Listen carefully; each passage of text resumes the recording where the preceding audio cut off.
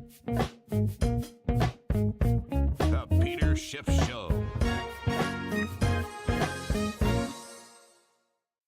Tonight's podcast is sponsored by Bambee. Bambee helps small business owners with their most complex HR issues and employment nuances across all 50 states. Go to Bambee.com right now and type in Peter Schiff under podcast when you sign up. It'll really help the show. Tonight's episode is also sponsored by NetSuite, the business management software that handles every aspect of your business in an easy-to-use cloud platform. If you've been sizing NetSuite up to make the switch, then you know this deal is unprecedented. No interest, no payments. Take advantage of the special financing offer at netsuite.com/gold.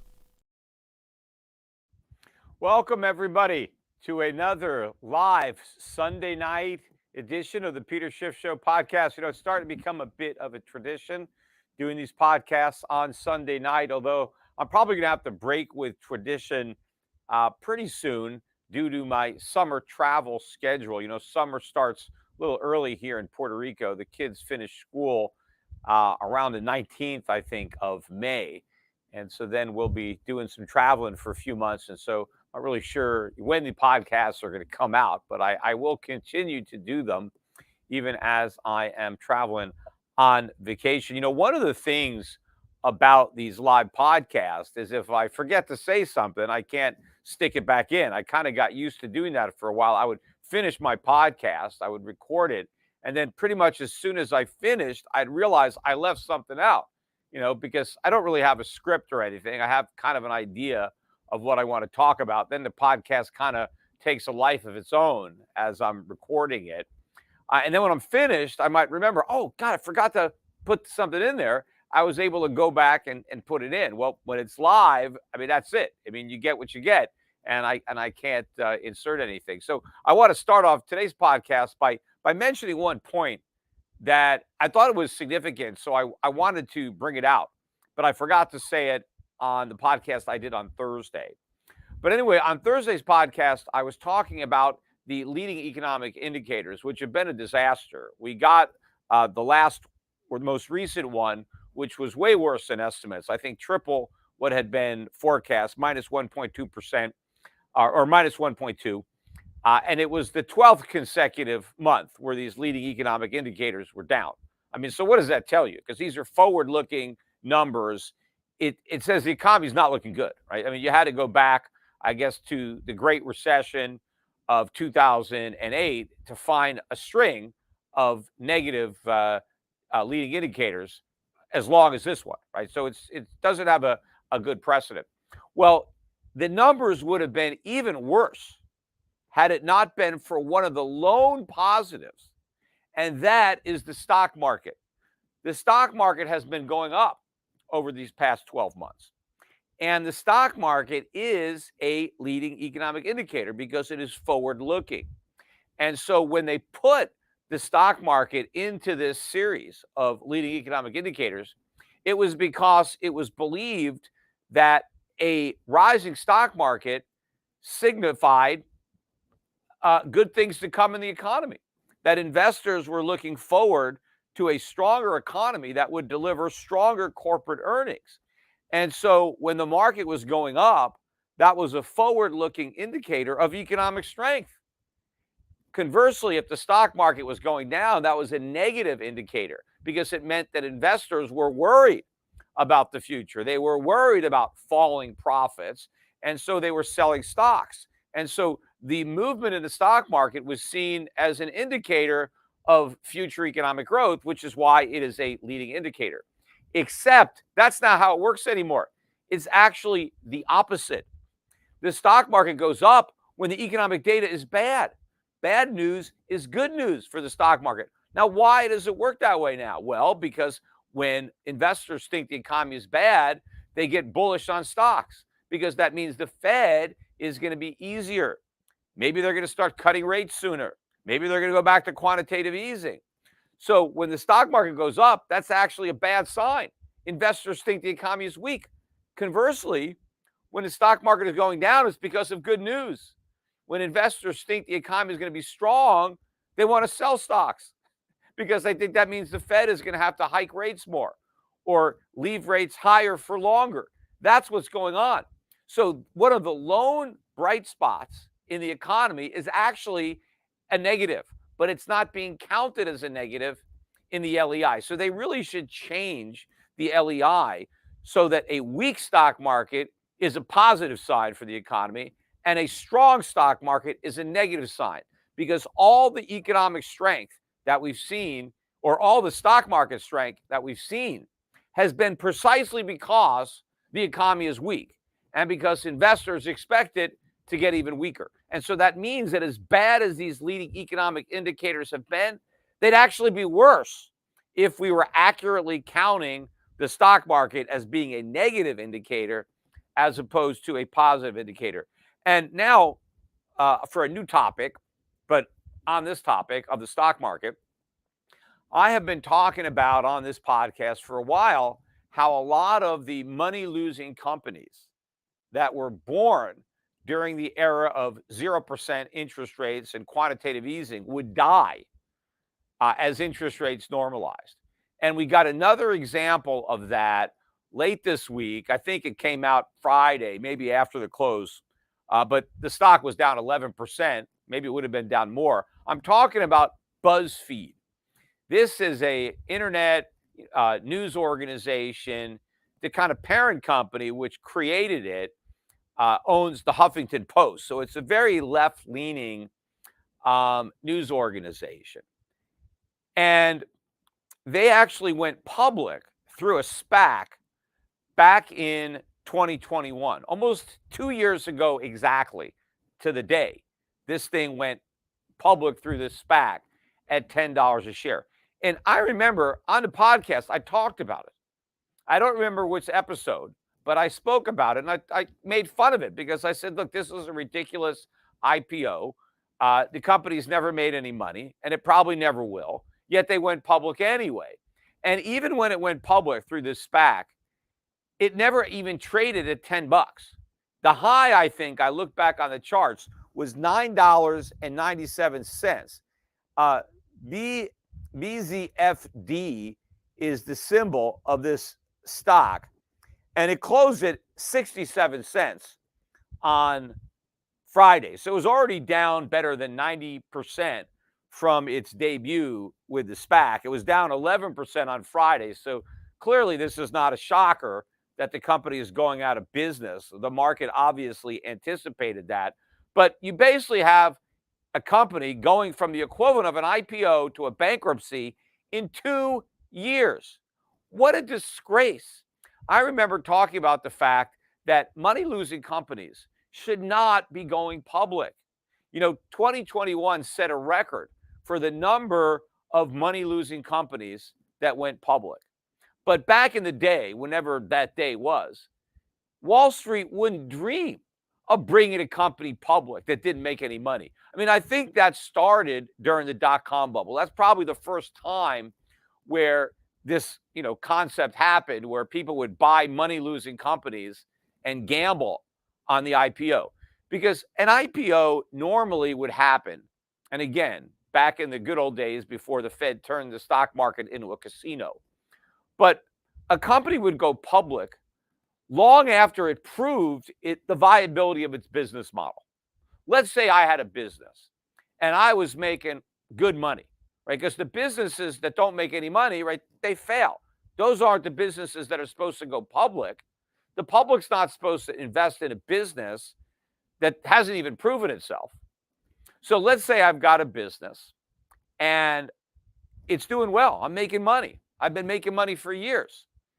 And now I want to take this proven, successful business model and I want to expand it, right? I want to grow my business that is already making money. I just want to scale it up. Now, how do I get the money to take a profitable business to the next level? Well, one way is to go public. I am going to let mom and pop investors in. They're going to get a piece of my action. They're going to give me some of their money, and I'm going to invest that money to grow my business, right? I'm not trying to cash out. No. I just want to raise money to expand. And I'm not really selling any of my own stock. I'm going to be the biggest stock shareholder in this public company. And of course, since I'm the biggest shareholder in this public company, I mean, I'm going to really make sure that I do a good job. I've got all this skin in the game.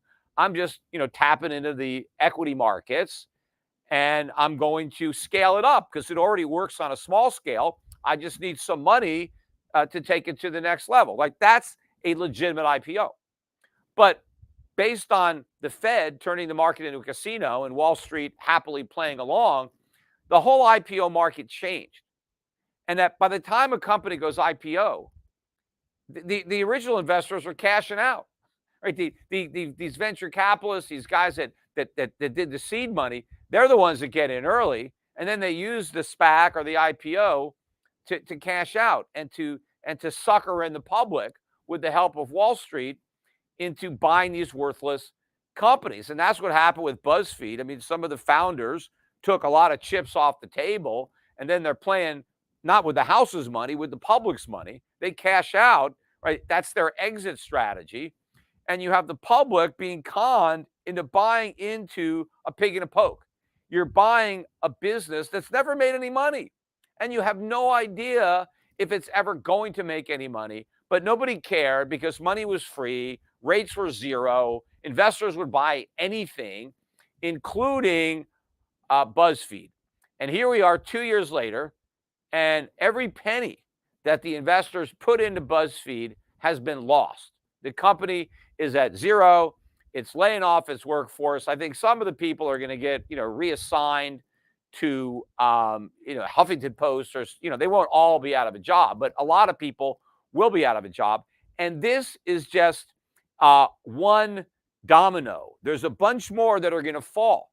Again, I said 2021 set a record for money losing IPOs. And I said back in 2021 how quickly a lot of these stocks would go from IPO to bankruptcy, and it's already happening. Anyway, let's take a quick break. We got a commercial. We'll be right back. As a small employer, what do you do if one of your employees reports a serious on-the-job issue like sexual harassment and you're not sure if you have a documented policy? Well, you better call Bambi. With Bambi, you get access to your own dedicated HR manager starting at just $99 per month. They're available by phone, email, and real-time chat, so onboarding and terminations run smoothly, your team members reach their peak performance, and your business stays compliant with changing and complex HR regulations. And with Bambi's HR Autopilot, you'll automate important practices like setting policies, training, and feedback. You get a US-based HR manager actually assigned to you, so you get HR expertise with the personal touch of an HR expert who knows you and your business. HR managers can easily cost $80,000 a year, but Bambi starts at just $99 a month. Schedule your free HR conversation today to see how much Bambi can take off your plate. Go to Bambi.com right now and type in Peter Schiff under podcast when you sign up. It'll really help the show. Spelled BAM to the BEE.com. Bambi.com, and don't forget to type in Peter Schiff. All right, so I'm talking about the idea that a money-losing company should not be going public. Now, you're going to find, I guess, exceptions to that. I mean, Amazon was a very successful IPO that was born out of the dot-com bubble, and it was losing money when it went public. But that is, the exception. It is not the rule. And sure, every once in a while, one of these stocks is going to work out. But it really is gambling. And IPOs were not supposed to be gambles. It was supposed to be an opportunity to help a profitable business expand. Because if a business isn't profitable, why would you want to expand it? What's the point? And, if you can't make money on a small scale, then why scale it up so you can lose even more money on a bigger scale? It reminds me of that old joke. We lose money on every sale, but that's okay. We make it up on volume. Right? If you can't make money on a small scale, then you're going to lose even more money on a big scale, right? But Wall Street didn't care. The public didn't care. Everybody was drunk on cheap money. Well, now the hangover is setting in as the cheap money isn't as cheap anymore, and the bankruptcies are starting. There's a lot more to come. And, another thing, too, a lot of these companies are going to be raising their prices because a lot of companies were just going for sales, right? They were going for volume. They didn't really care about making money because nobody really cared about their earnings, right? It was all about, some other metrics, and there was cheap money everywhere. So everybody just wanted to grow the top line, and no one really cared about earnings. And so there wasn't a lot of pressure to raise prices, because if you raise prices, that might hurt your top line, right? Because as prices go up, some of your customers stop buying. And that's not what they wanted. They wanted to keep growing the top line, bottom line be damned, because nobody cared. Well, now people care, right? So it's a new world now where profits count. And so companies are going to have to raise prices. And that, again, is going to be reflected in the CPI, at least some of it will, because the consumer's gotten a break because he's been subsidized by the investors. They were willing to lose money because they thought the stock was going to go up. Well, when the stocks aren't going up anymore, and now they have to survive where they can't tap Wall Street for extra money, they actually have to earn the money, which is, the hallmark of a valuable business where it generates a profit, because that means it's doing good. It is combining the factors of production, land, labor, and capital in a way that generates a profit, because it's giving the public something that it desires and values more than the cost of producing it. If a business can't generate a profit, then it means it's destroying value, and it shouldn't be around. And the last thing it should do is expand, right? Which is why these companies shouldn't be going public.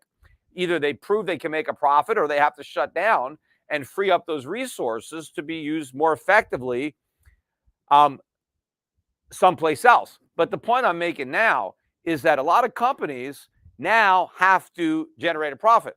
So they got to raise prices, even if that means they lose some sales. So they'll have a smaller business. They'll have to reduce its scale, maybe lay off some workers, but they have to find some kind of sweet spot where they can actually make a profit, because, the free ride is over.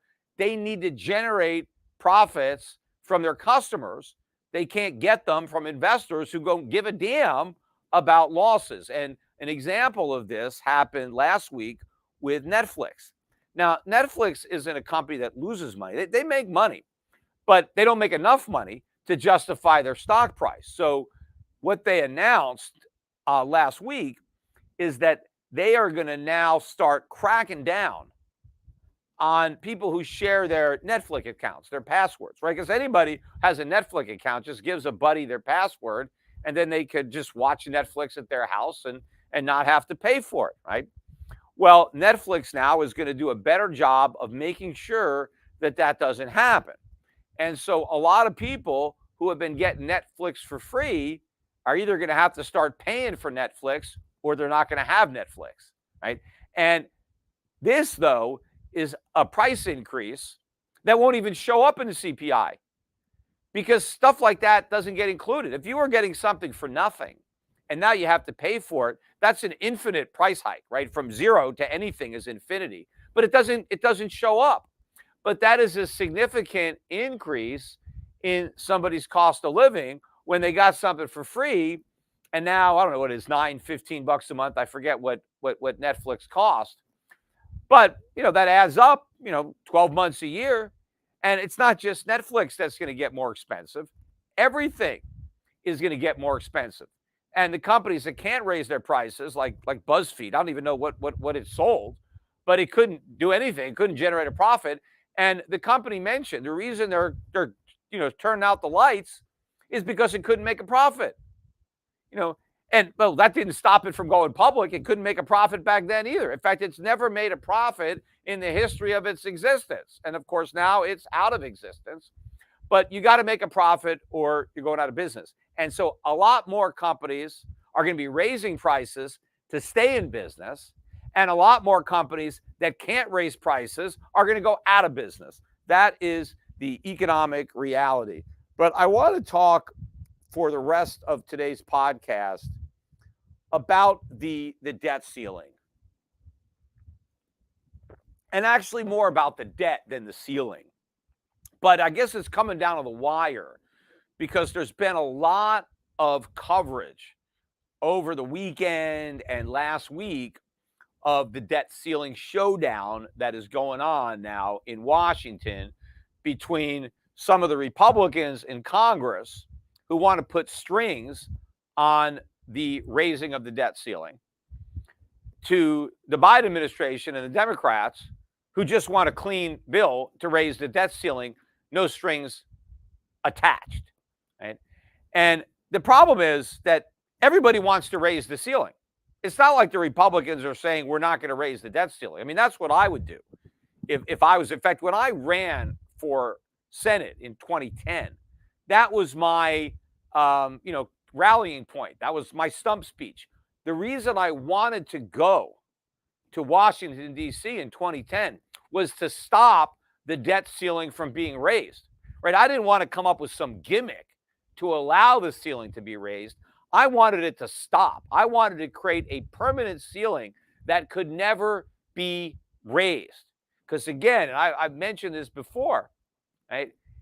The Democratic talking point, the line that they repeat over and over again, is we must raise the debt ceiling because we pay our bills. No, it is the opposite.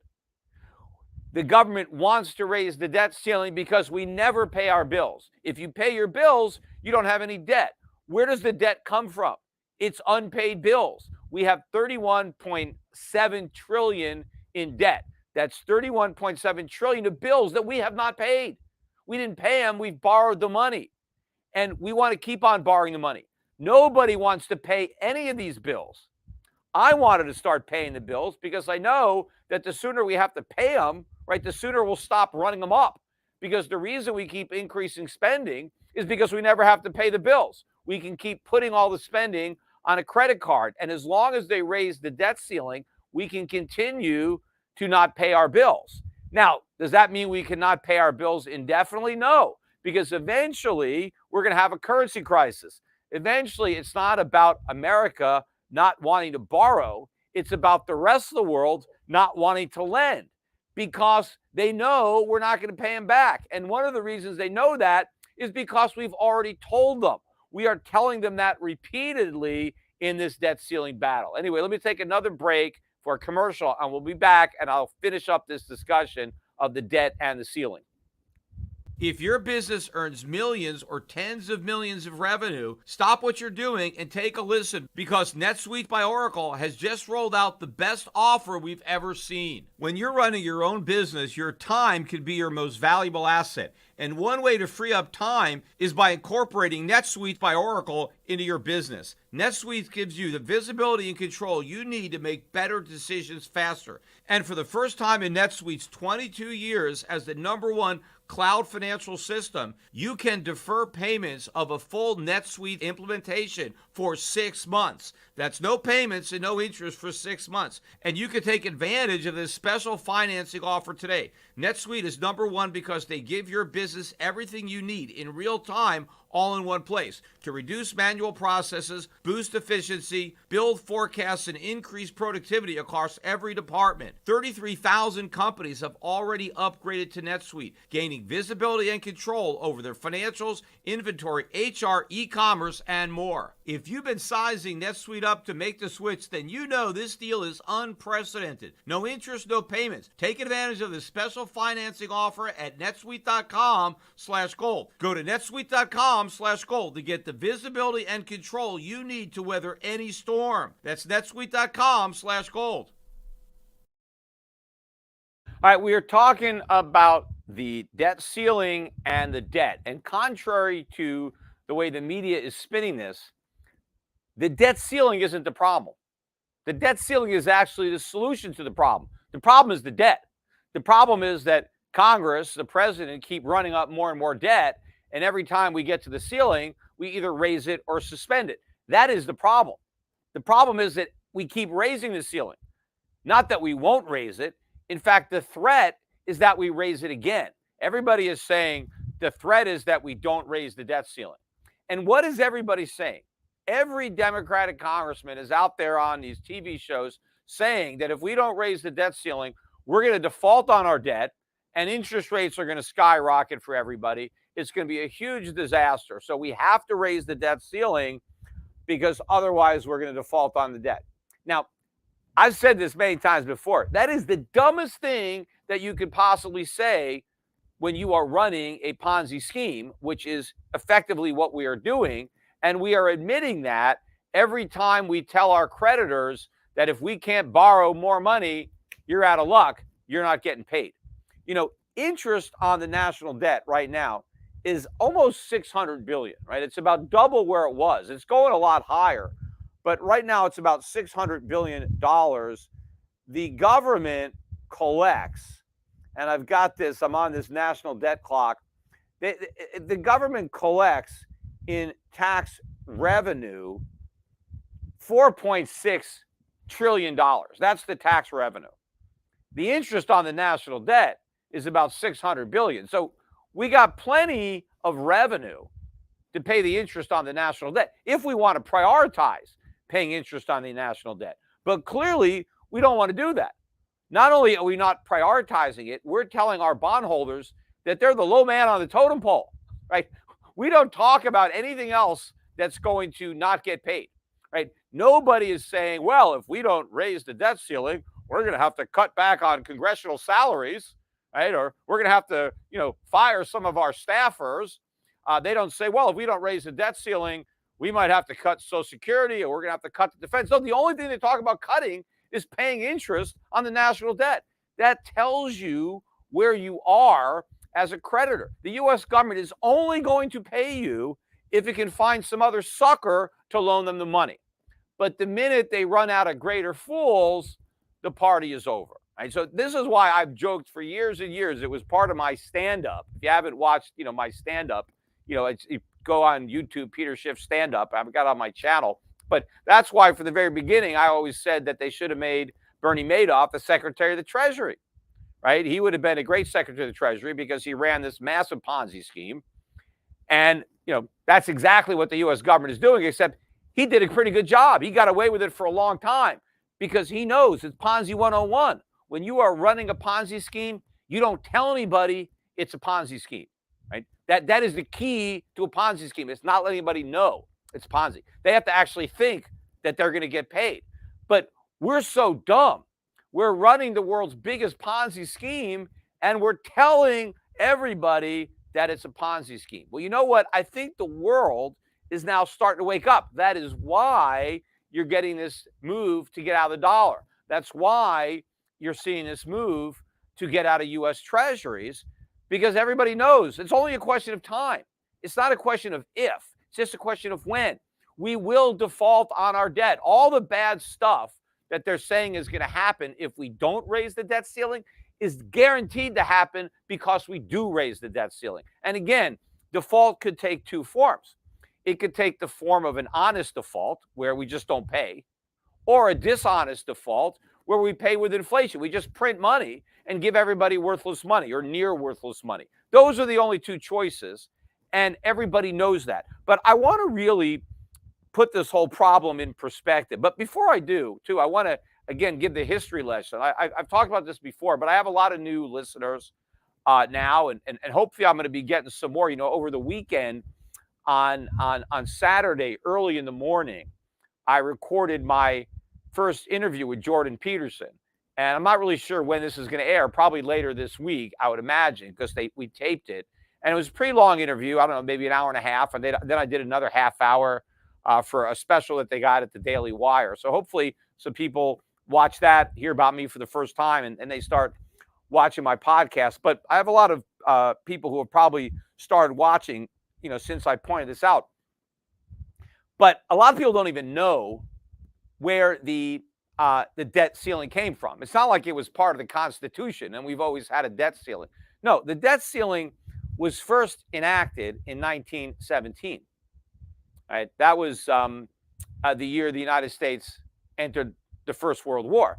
And it wasn't a coincidence that happened, because when we got into the war, the government needed to borrow a lot of money. They started borrowing a lot of money to pay for the war. And so Congress got a little worried about all the borrowing, and so they put a ceiling. They passed this debt ceiling. So look, this is the most you can borrow. And the ceiling actually applied to specific maturities. So it wasn't like a blanket ceiling. There was a limit on 1-year treasuries. There was a limit on 10-year, right? Depended on the maturity. They were very specific about how much you could borrow. And then also what happened in 2000 and in 1917 rather, was they amended the Federal Reserve Act, which had been passed in 1913. And in the original Federal Reserve Act, the Federal Reserve was not even allowed to own U.S. Treasuries. I mean, forget about buying them. They couldn't even own them. They couldn't even be part of their balance sheet. Now, that's the opposite of today. I mean, that's their whole balance sheet. But when the Federal Reserve was first conceived and Congress agreed to pass the Federal Reserve Act, it was with the stipulation that the Federal Reserve that they were creating would never own U.S. Treasuries. Because if they had proposed the Federal Reserve from the beginning and said, hey, it's going to buy U.S. Treasuries, they never would have passed the act. The only way they can get it through was to put it through where they couldn't buy treasuries. But that is an example of the camel's nose under the tent.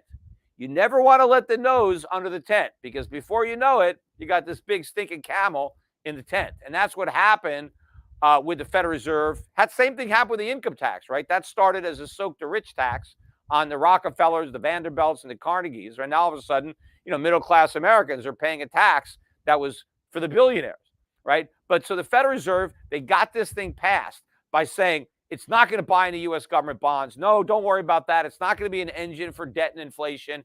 It's not going to help the government finance its deficits. It's going to be an independent central bank. Well, the minute World War I rolls around, all of a sudden, the government needs money. Now, of course, we never should have got into World War I, and that's a whole new podcast. And in fact, had we not gotten into World War I, we probably wouldn't have had a World War II. So, and I don't have time to really go down that rabbit hole. But we go into World War I, and Congress needs money. And they got this Federal Reserve that, they just started a few years ago. And it's like, aha, great. We'll borrow from the Federal Reserve. Oh, we can't. Oh, we got to amend the Federal Reserve Act so we can borrow from the Fed, so the Fed can buy treasuries. And now, because it's a war, right, congressmen were willing to vote for something that a few years earlier in peacetime, they never would have voted for. See, that's what happens. When there's a war, the government uses that crisis to usurp power because they appeal to patriotism and to people's desire for safety. That's why we really lost World War I, as far as I'm concerned. We lose every war, because in every war, we lose economic freedom. Talking about the income tax, the withholding tax didn't start until World War II. In 1942, they passed the victory tax. And in the victory tax, there was a 5% extra income tax, right? Extra tax to win the war. Now, at least back then, when we had a war, the government acknowledged that we had to pay for it. And they raised taxes on everybody to pay for the war. Recently, when we have a war on terror or the Iraq war or whatever we do, nobody's taxes goes up, right? Nobody has to pay for it, right? That's why nobody really objects to these wars, because nobody has to pay for it, right? In fact, we have a war and the presidents tell you to keep spending. We had World War II. Roosevelt said, stop spending. You got to buy these war bonds. You got to pay higher taxes. Everybody's got to stay home and hunker down. Stop spending, right? We have a war to pay for. Wars cost money, right? Now everybody thinks wars are free because we just print the money. So in 1942, we passed this victory tax, and the money is withheld right from your pay. It had never been done before. Before 1942, nobody paid any income tax until April 14th, right? The year you wouldn't pay any of your 20, let's say if we still did it that way, you wouldn't pay a dime in 2022 taxes until April of 2023. That's when you would figure out how much you made the previous year, and you would send the government a check. Nobody had taxes withheld from their pay until 1942 with the Victory Tax Act. And then in 1943, they passed another tax hike for the war effort. But this time, they said that all taxes, all income taxes, not just the victory tax, but all of your income taxes, 100% are going to be withheld from your pay by your employer. And if you're self-employed, that's when quarterly estimated taxes began. So before 1943, nobody filed estimated tax returns. Nobody paid quarterly. But starting in 1943, everybody started doing that. Now, why? Because we were at war. The government couldn't wait to the following year for your money. They need the money right now. They needed to support the troops. So there was an urgent need for your tax money. And so the government was able to take it right out of your pay, or have you pay it every quarter as opposed to one time in the following year. Now, here's the problem with these wartime powers. World War II ended. I mean, it was in all the papers if you didn't hear about it, but it ended in 1945. Well, they never ended the withholding tax. We had the victory, but the victory tax is still here in a sense that we still have the withholding that nobody had until World War II. So now the government has all this money coming in peacetime. What did it do with it? It found ways to spend it. That was the problem. And today taxes are so high. If they didn't have tax withholding, there's no way the average American would be able to pay his tax. Can you imagine today if Americans got their entire paycheck like they did in 1920, 1930, 1940? They got all their money, nothing withheld. And then they just had to write a big check to the U.S. government the following April 15th. How many Americans, the way we spend, would actually have any money? Nobody. So the only way they can get away with collecting a tax that's so high is because of withholding. And the only reason we have withholding is because we had World War II. So if you think we need tax withholding, then you got to think we needed World War II. Because without World War II, we wouldn't have had it. But anyway, I've been digressing a couple of times, but I want to get back to the point that I actually started to try to make about the debt ceiling. So they amended the Federal Reserve Act in 1917 so that the Federal Reserve could own treasuries, right? It doesn't buy them direct from the Treasury. It buys them in the open market, which is almost the same thing, except some Wall Street banks get to make, some money because they get a commission on all the treasuries that go from the U.S. Treasury to Wall Street, and then they get flipped to the Federal Reserve, right? So it's a cozy little relationship. It's nice business if you can get it. I've never been able to get those orders myself, being in the brokerage business because I'm not in that club. But that enabled the government to run up all these debts. But also part of the reason I think that Congress wanted the debt ceiling limit, not only was it a war, but a lot of them realized that the Fed was going to be buying these bonds. And they were worried that relationship where the Fed can now buy treasuries would encourage the Treasury to go deeper into debt, knowing that if the Fed was going to be able to buy the bonds. And so we had a debt ceiling. And the first debt ceiling, I think, was like $5 billion. That was all it was. And they quickly raised it. I wrote these numbers down. They raised the debt ceiling again in the second. So it was the Liberty Bond Act where they initially had the debt ceiling in 1917. And then like the same year, later that year, they had the second Liberty Bond Act, which increased the debt ceiling within the same year. And then in 1939, right, this is on the eve of World War II, which we didn't officially enter until 1941, but it began 1939. It was kind of obvious that we were heading in that direction. That's when they changed the debt ceiling. And they kind of, instead of having limits on individual maturities, it was just one overall limit on the debt, which is what we have today. But that's been going on since 1939. But now, because we've raised the debt ceiling every time we've neared it or we've suspended it, which was something that started more recently, they didn't even have the guts to raise it, so they suspended it, right? Because people, sometimes at the polls, your opponent might use your vote to raise the debt ceiling against you. And so nobody even wanted to raise it, so they just suspended it so they couldn't be accused of raising it.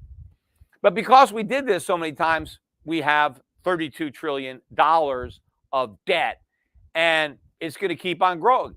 I don't care about these Republicans who claim that they don't want to raise the debt ceiling. I mean, it's all politics. They had a chance. I criticized them. The Republicans voted 3 times under Trump to raise the debt ceiling, even when they had both houses of Congress. They had an opportunity not to raise the debt ceiling, but they didn't. They raised it. What did they do when they had the House and the Senate? They increased government spending, and that is what's driving the debt. is the spending. The Republicans increased welfare spending and they increased warfare spending and they raised the debt to pay for it. So who are they kidding? They don't want to do anything about the debt. When push comes to shove, the debt ceiling is going to get raised. And even what the Republicans are proposing is nothing compared to what's actually needed. I mean, they're talking about limiting the rate of increase of spending to maybe 1% a year.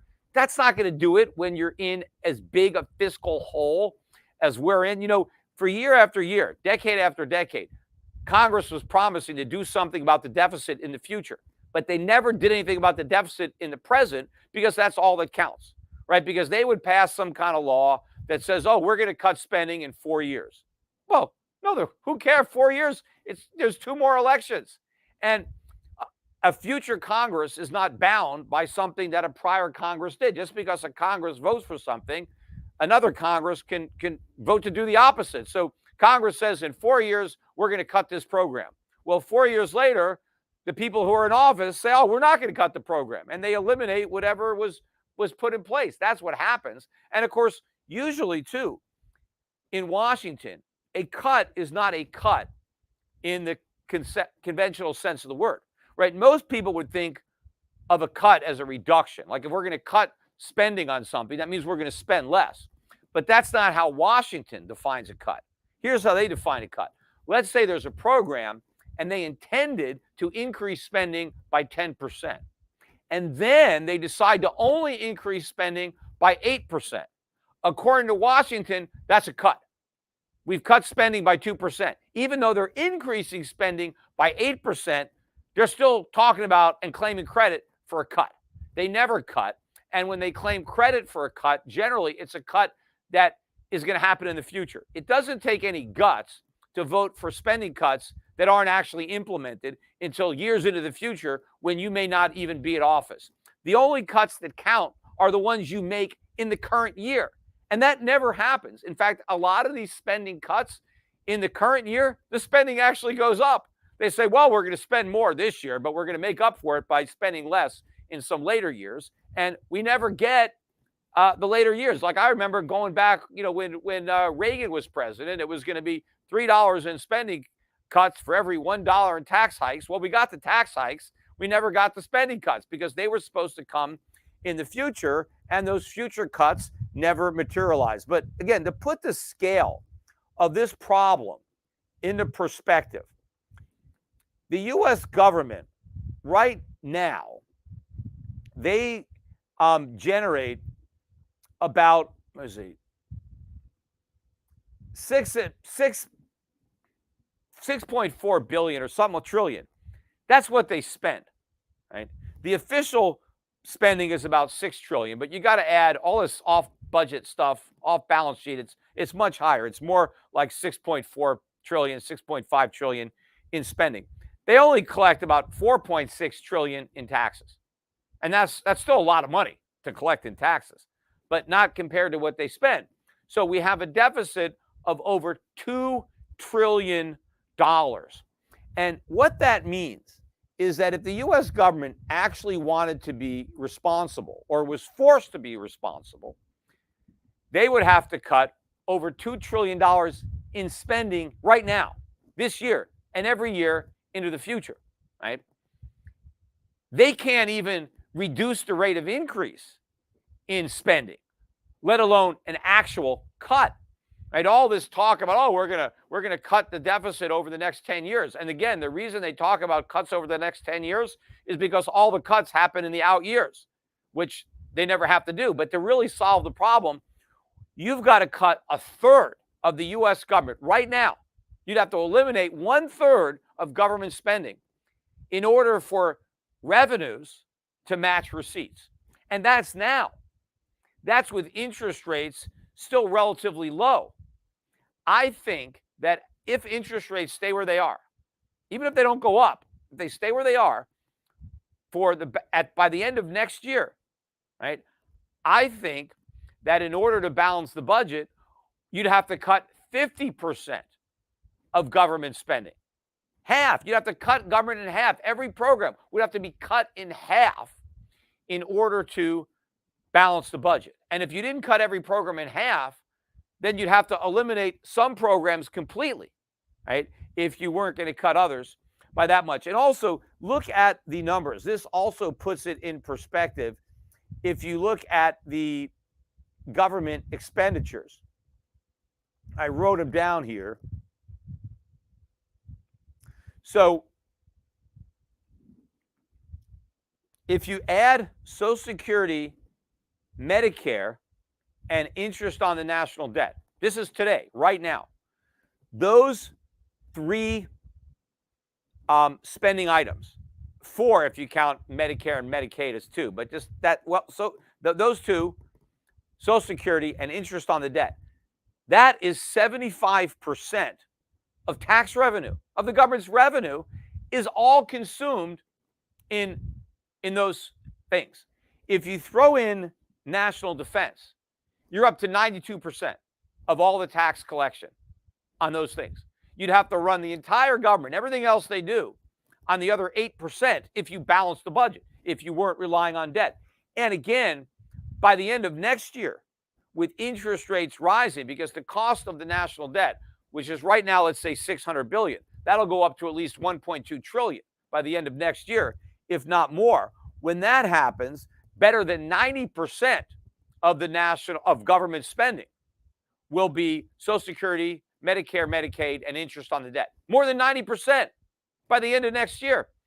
If you throw in national defense, it'll exceed 100% of tax revenue. And obviously, if this continues, eventually we'll need all of our tax revenue just to pay the interest on the national debt.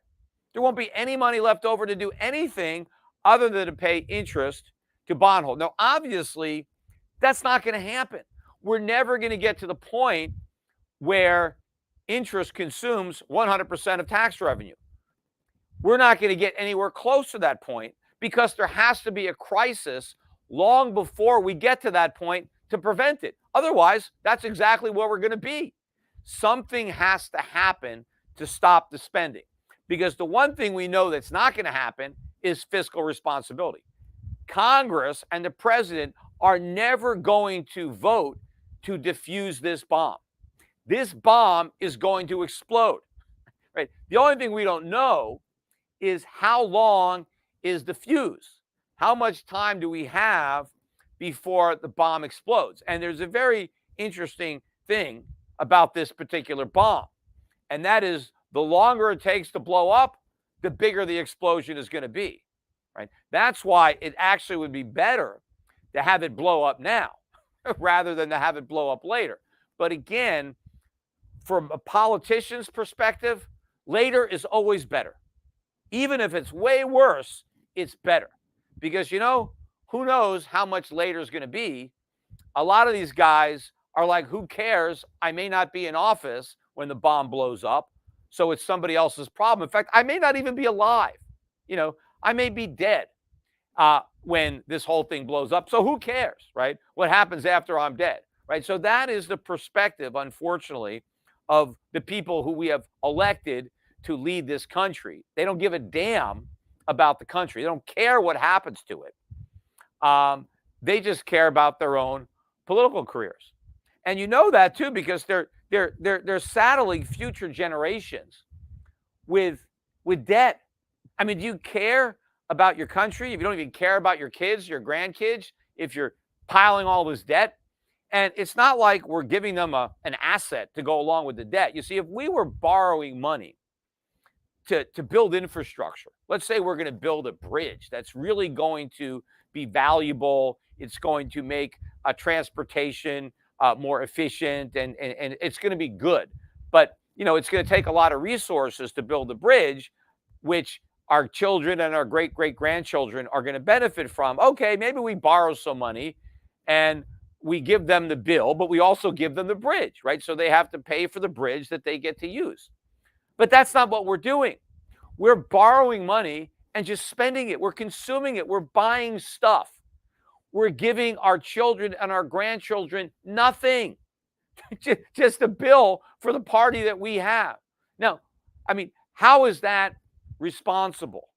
Now, of course, what is going to happen, right, is that the next generation, which is probably already here, right? The generation that's supposedly going to be the patsy to pay for this gigantic party, is alive. They're here, right? They're starting to vote, right?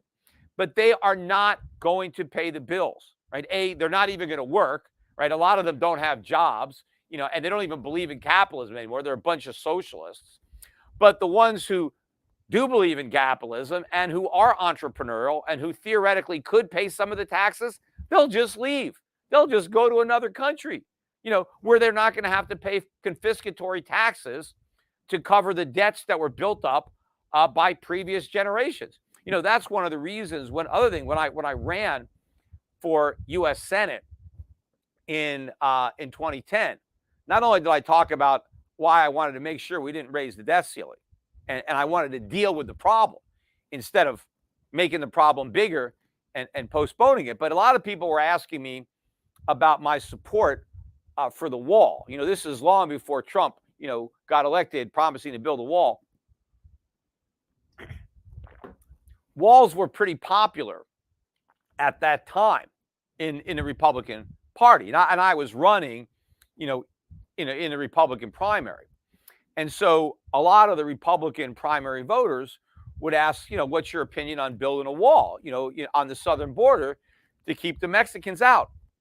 And my main opposition to building that wall, and I had a few reasons I didn't want to build it, but my main opposition was that if we eventually did build a real wall that was capable of keeping the Mexicans out, it was also capable of keeping the Americans in. And that's what I was afraid of, that wall would eventually not be used to keep the Mexicans out, but to keep the Americans in. Because what might happen, if you build up enough debt and saddle future generations with the bill, and the future generations don't want to pay the bill and they want to leave, well, how do you force them to stay, right? You make it illegal for them to leave, right? You have a wall so they can't escape, and you turn the country into a gigantic prison. That's what I was afraid of, because when countries get very oppressive, people try to escape. That's why everybody always tried to escape these communist countries, right? Nobody ever tried to escape from Florida to Cuba. No, it's the other way around. It's the Cubans that were risking their lives to get on a boat to come to Miami because they wanted to get the hell out of Fidel Castro's workers' paradise. It's when the governments come in, right, and socialists take over, that's when you have to make it illegal. Like in the Berlin Wall, right? The Berlin Wall wasn't there to keep the West Germans out of East Germany. No West German in their right mind wanted to go into East Germany. No, it was the East Germans, right? The guns were pointed at East Germany. They weren't pointed at West Germany, right? The communists needed to keep their people in. This is a workers' paradise, and all the workers want to get the hell out because it's no paradise, right? Until you have to live with it, right? Socialism is great until you actually have to live with it, right? It sounds good to a lot of people who are not very educated, but once they experience it, they want to get the hell out. So we have a generation that is not going to pay these bills, either because they're too incompetent to generate the income to pay the taxes, or they're so competent they're going to get the hell out. And so what's ultimately going to happen is a currency crisis. So it's not the grandchildren who are going to pay the costs. It's the current generation. It's my generation. It's the baby boom, right? I am one of the younger baby boomers born in 1963. Right? That's why I'm 60 years old now in 2023. But my generation, the baby boom, we are the bag holders of this thing, I believe, because we have a lot of wealth now, and there's a lot of us who are expecting Social Security, Medicare. We ain't going to get it, right? Some of us have already started getting it. Technically, I'm still, 5-7 years away from my first Social Security check, if I ever get one, right? And I guess I will get one. I just don't think it's going to have any value when I get it. But this current generation is going to pay the piper on this because we have done the irresponsible thing every single time, and that is raising the debt ceiling. And, these guys, the Democrats, are saying to the Republicans, now is not the time to cut spending. Now is the time to raise the debt ceiling. Let's deal with the spending at a later date. We'll have another negotiation about spending cuts. Yeah. And it's not going to go anywhere because it never goes anywhere. I've been hearing this crap my entire life about how we're going to cut spending in the future. When I was, running for office, I knew that the only way to ever cut spending was to refuse to raise that debt ceiling and force the government to do what every political fiber in their body tells them not to do. Again, they want to get reelected. That's it. That's the only problem that they want to solve is how do they get reelected. Everything else is secondary. And these guys know if we have to cut spending, and again, to actually do the responsible thing, we have to take a meat cleaver to spending. As I said, we got to get rid of 1/3 of our spending or 1/2 of our spending to balance the books, right? Not even paying down the debt, just to stop running up more. If we actually wanted to pay our bills, we got a $32 trillion stack of unpaid bills, that we have to stop adding to. And we have to cut spending dramatically, or we have to raise taxes dramatically on the middle class. But again, either one of those is a no-go for a politician. Yeah, we'll raise taxes on the super rich, but they won't even raise taxes on the rich because the rich give the money for their campaigns. So they're off limits too. Nobody's taxes get raised. No spending gets cut. In fact, even these Republicans, even the spending bills they oppose originally, once these new programs are enacted, the guys that were against them won't take them away because that's the hardest thing to do. It's one thing to vote against giving somebody something that they don't have. It's a whole nother thing to vote to take away something that they already do have, because that's when voters really get mad. It's not about not giving them something they never had, but taking away something they already believed that they owned or they were entitled to. Forget that. So none of this is going to happen. The debt's going to keep on going up, and the dollar's going to crash.